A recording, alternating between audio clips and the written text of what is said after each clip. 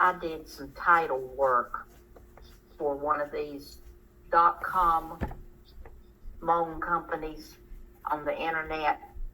I had a call from one of them wanting to know if I would notarize financing papers for them.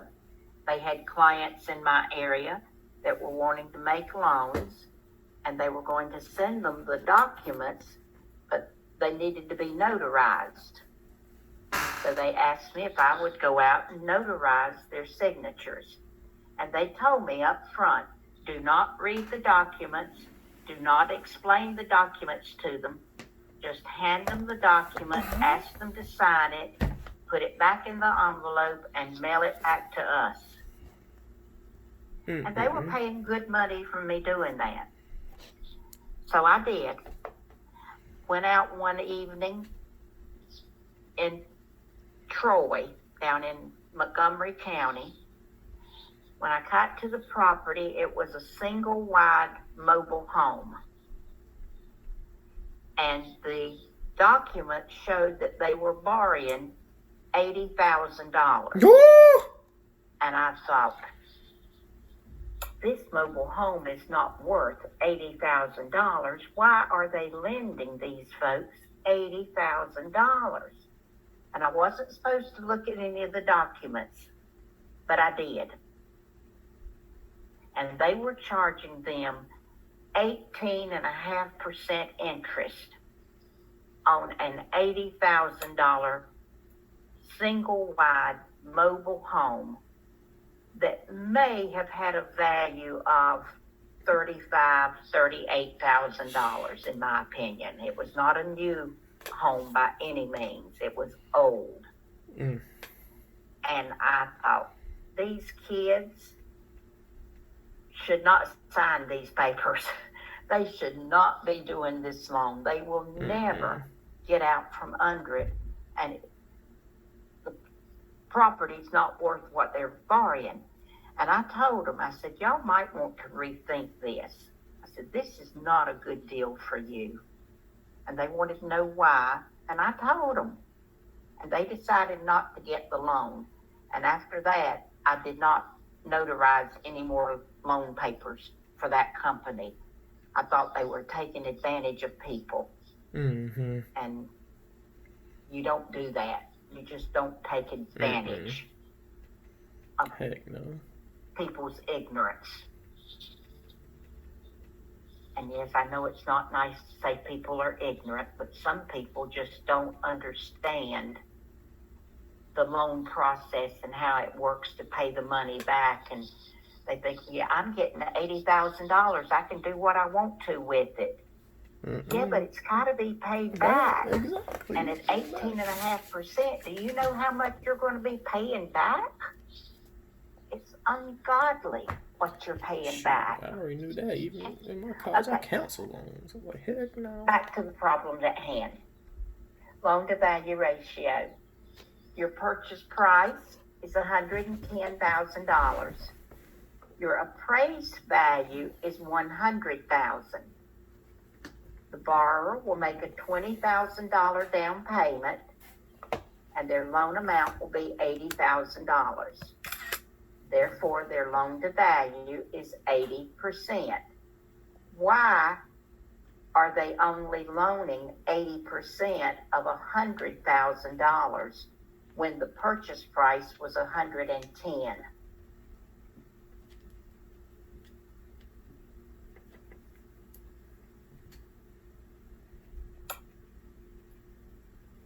Because that's what it appraised for, right, Donna? Right.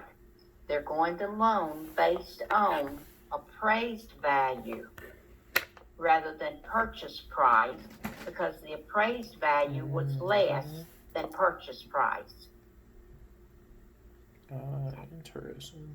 So what's going to happen to that other $10,000? The difference. I guess why enough to do that? Makes sense.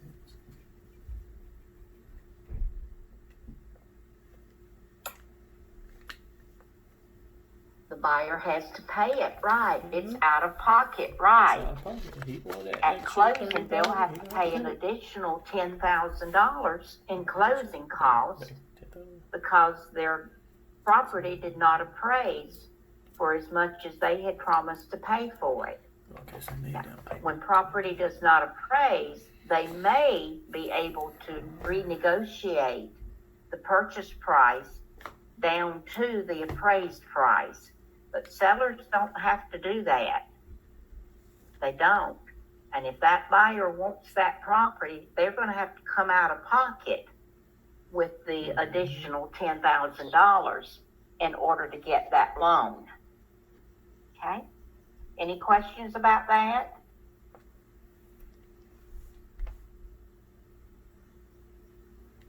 Okay. Let's calculate what your equity would be. Remember, equity is the difference between what you owe on a property and what that property is worth. So you got a property that has a market value of $100,000. You owe $80,000. What is your equity?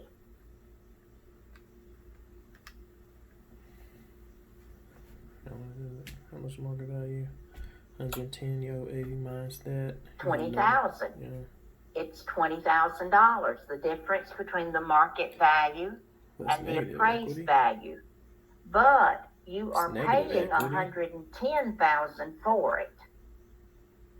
And because you're paying $110,000 and financing $80,000,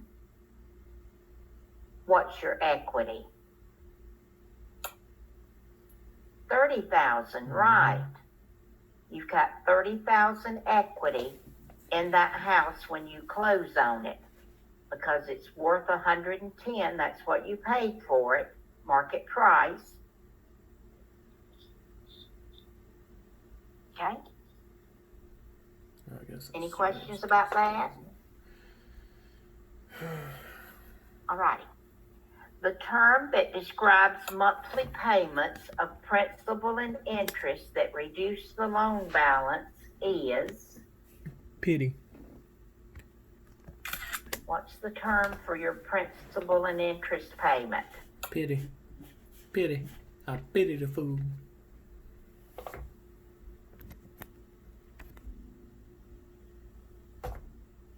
I'm seeing some 3s, I'm seeing some 2s.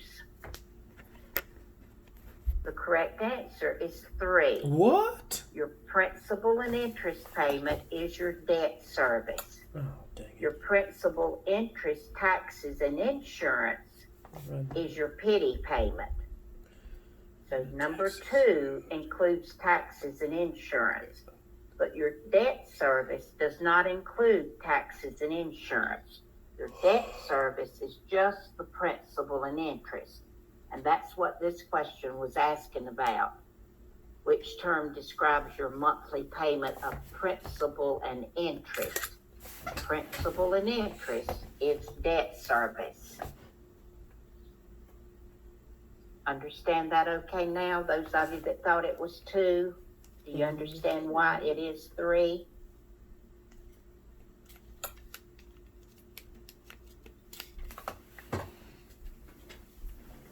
Okay, that's another one of those read carefully. Read carefully. If you just see monthly payment, you might think PITI. But just your principal and interest is just PI, and that is debt service.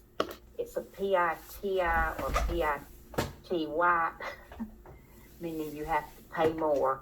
That's why I call it a pity payment, yeah. You have to pay more. Pity. Yeah.